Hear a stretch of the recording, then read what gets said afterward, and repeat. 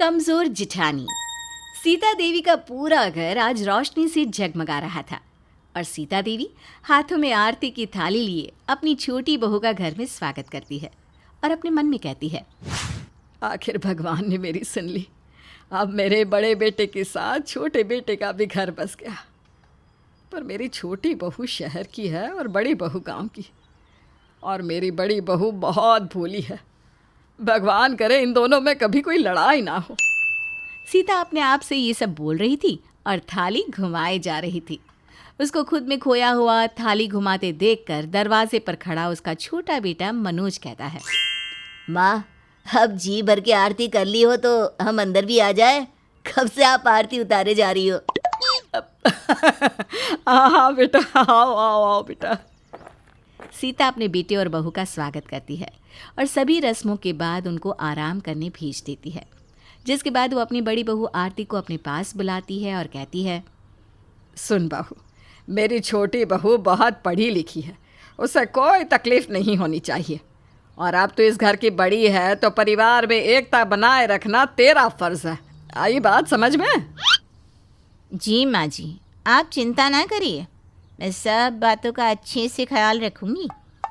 आरती ये बोलकर वहाँ से चली जाती है। जिसके बाद अगली सुबह जब आरती रसोई में जाती है तो देखती है कि वहाँ कोई नहीं है और अब तक तो चूल्हा भी नहीं जला। ये देखकर कहती है कि ये क्या, अभी तक चूल्हा नहीं जला? पर देवरानी जी को तो आज अपनी पहली रसोई की रस्म करनी थी ना। खैर कोई बात नहीं, रस्म कल हो जाएगी। मैं ही सबके लिए कुछ अच्छा सा नाश्ता बना देती हूँ। इतना बोलकर आरती सबके लिए बढ़िया सा नाश्ता बनाकर टेबल पर लगा देती है और खुद किसी काम से अपने कमरे में चली जाती है। जिसके बाद रसोई में बबली आती है और सब खाना बना हुआ देखकर कहती है, अरे वाह, इस खाने को देखकर तो लगता ही नहीं कि ये मेरी सास ने बनाया होगा, क्योंकि वो तो एक नंबर की आलसी है। जरूर ये खाना मेरी जिठानी ने बनाया होगा। एक काम करती हूँ, अभी सब आएंगे तो बोल दूंगी कि ये सब मैंने बनाया है। इतना बोलकर बबली खाने के पास खड़ी हो जाती है और सब नाश्ता करने हॉल में आते हैं और सब कुछ बना हुआ देखकर सीता बबली से कहती है, अरे वाह बहू, तूने सब कुछ बना लिया। मुझे नहीं पता था कि मेरी छोटी बहू इतनी कमाल की है। माँ जी, ये सब तो आपका आशीर्वाद है। चलिए अब जल्दी से आप सब नाश्ता कर लीजिए, वरना ठंडा हो जाएगा। बबली सबको नाश्ता परोसने लगती है। थोड़ी देर में आरती वहाँ आती है और ये सब कुछ होते हुए देखती है, फिर भी कुछ नहीं कहती। अब ये तो रोज़ का हो गया था, काम आरती करती और बबली बस बीच में आकर उस सब काम का क्रेडिट खुद ले लिया करती। ऐसे ही एक दिन जब बबली अपनी सास की साड़ी प्रेस कर रही थी, तभी उसकी माँ का कॉल आता है और वो फ़ोन पर लग जाती है और उसी बीच उसकी सास की साड़ी जल जाती है। जिसके बाद वो साड़ी को देख कर कहती है, हाय राम, ये साड़ी तो मुझसे जल गई, अब क्या करूँ, मैं क्या करूँ? इतना कहकर वो अपना दिमाग लगाती है और कपड़े धो रही अपनी जेठानी के पास जाकर कहती है, दीदी, क्या आप माँ जी की साड़ी प्रेस कर देंगी? अब लाइए ना, इतने में मैं आपके और सभी घर वालों के कपड़े धो देती हूँ। अरे पर क्यों देवरानी जी, मैं तो कह रही हूँ कि तुम क्यों थकना चाहती हो? अगर माँ जी को पता चला कि मैं अपनी नई नवेली देवरानी से ज़्यादा काम करवा रही हूँ तो वो तो मेरी खटिया ही खड़ी कर देंगी। नहीं नहीं जेठानी जी, मैं जब देखो आप काम में लगी रहती हो। आप जाइए, मेरे कमरे में साड़ी रखी है माँ जी की, बस वो प्रेस कर दीजिए। मैं हूँ ना ये सब काम करने के लिए, आपकी देवरानी। बबली की बात सुनकर आरती को लगता है कि उसकी देवरानी तो बहुत अच्छी है। जिसके बाद वो बबली के कमरे में जाकर साड़ी प्रेस करने को होती है कि तभी जली हुई साड़ी देखकर वो उसे हाथ में उठा लेती है और तभी वहाँ सीता आ जाती है। जली हुई साड़ी देखकर कहती है, अरे सत्यानाश हो तेरा, तूने मेरी इतनी महंगी साड़ी जला दी, पूरे 15,000 की थी। देख रही हूँ मैं बहू, जब से छोटी बहू आई है तू कोई काम ढंग से नहीं करती। पर माँ जी मेरी बात तो सुनिए, ये साड़ी तो नहीं, मैं लड़ाई नहीं करवा सकती। देवरानी नई नई आई है, उसको कुछ पता भी नहीं क्या हुआ। अगर उससे ये साड़ी जल गई तो मैं ये इल्ज़ाम अपने सर ले लेती हूँ, और वैसे भी कुछ दिनों बाद वो सब समझ जाएगी। अपनी सास और जिठानी का होता शोर सुनकर बबली वहाँ आती है और कहती है, अरे दीदी, क्यों झूठ बोल रही हो?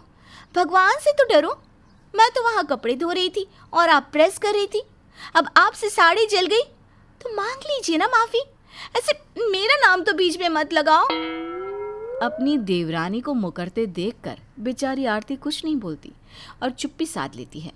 यूं ही थोड़ा समय और गुजरा। अब बबली ऐसे ही आए दिन आरती को छला करती और आरती बेचारी नादान होने के कारण ये सब समझ नहीं पाती। एक दिन जब आरती रात का खाना बना रही होती है तभी बबली चुपके से आकर उसमें नमक मिला देती है, जिसके बाद जैसे ही वो खाना सीता खाती है तो उसे बहुत सुनाती है। और ये सब रोज़ होते देखकर आरती रोते हुए अपने कमरे में खुद से कहती है, हे भगवान, आप ये सब मेरे साथ ही क्यों कर रहे हो? मैं अनपढ़ हूँ, गरीब हूँ, तो मेरी सास मुझे पसंद नहीं करती और अब मुझे आपने देवरानी भी ऐसी दे दी जो मुझे नीचा दिखाना चाहती है। मेरा दुख देखकर उसे खुशी मिलती है। आरती रोते हुए खुद से ये सब बोल रही थी, पर उसके कमरे के पास से गुजर रही सीता ये सब कुछ सुन लेती है और उसकी बात को नज़रअंदाज करके वहाँ से चली जाती है। वहीं आरती खुद से कहती है, बस बहुत हुआ आरती, तेरी देवरानी को लगता है कि तू कमज़ोर है, लेकिन अब तुझे उसे दिखाना ही होगा कि किसी के भोलेपन का और प्यार का फ़ायदा उठाना कितना गलत होता है। ऐसे ही एक दिन रविवार को जब आरती खाना बना रही होती है तभी बबली अपने मन में कहती है, ओह, तो आज जिठानी जी सबके आगे नंबर कमाने के लिए संडे को परिवार की पसंद का खाना बना रही है। अभी बताती हूँ इनको। इतना बोलकर बबली आरती के पास जाती है और उससे कहती है, अरे जिठानी जी, आपने सब खाना बना लिया? एक काम करिए ना, आपको माँ जी बुला रही हैं, आप उनकी बात सुन लो, खाना मैं परोस देती हूँ। आरती ये जानती थी कि बबली खाने में मिलावट करने वाली है, लेकिन फिर भी वो वहाँ से चली जाती है। जिसके बाद अब दोबारा से जब बबली खाने में नमक मिर्च बढ़ाने के बाद कलछी से उसे मिलाने लगती है तभी आरती अपनी सास को लेकर वहाँ आती है और कहती है, माँ जी, देखिए तो मेरी देवरानी जी कितनी अच्छी है। आज सारा खाना उन्होंने बनाया है। आपको चख कर बताना ही पड़ेगा कि कैसा बना है उनके हाथ का खाना। रुकिए, मैं अभी आपको चखा देती हूँ। अरे पर खाना। आरती किसी की एक नहीं सुनती, चखा देती है और जब वो खाना सीता खाती है तो उसको खाकर सीता के कान मुंह से धुआं निकलने लगता है और वो कहती है, अरे क्या खिला दिया? ये खाना है या कोई जहर? अरे पानी दो मुझे। हाय राम, कितना तीखा है, कितना नमक डाला है इसमें। सीता को बबली पानी पिलाती है, जिसके बाद बबली अपनी सास से कहती है, माँ जी, ये खाना मैंने नहीं बनाया, ये तो जिठानी जी ने बनाया था और इनको मज़ा चखाने के लिए मैं तो बस इसमें नमक मिर्च बढ़ा रही थी। मुझे क्या पता था कि मैं ही फंस जाऊंगी। देखा देवरानी जी, कभी किसी को इतना ज़्यादा भोला नहीं समझना चाहिए। अगली बार मुझसे पंगा लेने से पहले आप 2 बार सोच लेना, वरना आपको मुंह की खानी पड़ सकती है। आई बात समझ में? ये सब तो मैं इसलिए सह रही थी क्योंकि मैंने माँ जी से वादा किया था कि मैं इस घर की एकता को बनाए रखूँगी। मैं जानती थी आरती बहू कि ये खाना तूने बनाया है और इसमें मिलावट इसने की है। मैं ये भी जानती थी कि साड़ी भी छोटी बहू से जली और उसने तेरा नाम लिया। मैं तो ये देखना चाहती थी कि कब तक तू शांत रहेगी। अरे खुद के लिए लड़ेगी भी या नहीं, कब आवाज़ उठाएगी। पर मुझे खुशी है कि मेरी बात का मान रखने के लिए तू ये सब सहती रही। मुझे माफ़ कर दीजिए जिठानी जी, मैंने आपके साथ गलत किया, पर मैं वादा करती हूँ अब से हम दोनों बहनों की तरह प्यार से रहेंगी और मैं कभी आपके भोलेपन का फ़ायदा नहीं उठाऊंगी। बबली को ये एहसास होता है कि उसकी जेठानी भोली नहीं है, बस वो अपने परिवार से प्यार करती थी और एकता बनाए रखना चाहती थी, तभी खामोश रहा करती थी। उस दिन के बाद से बबली ने फिर कभी भी अपनी जेठानी को कमज़ोर और सीधा समझने की गलती नहीं दोहराई।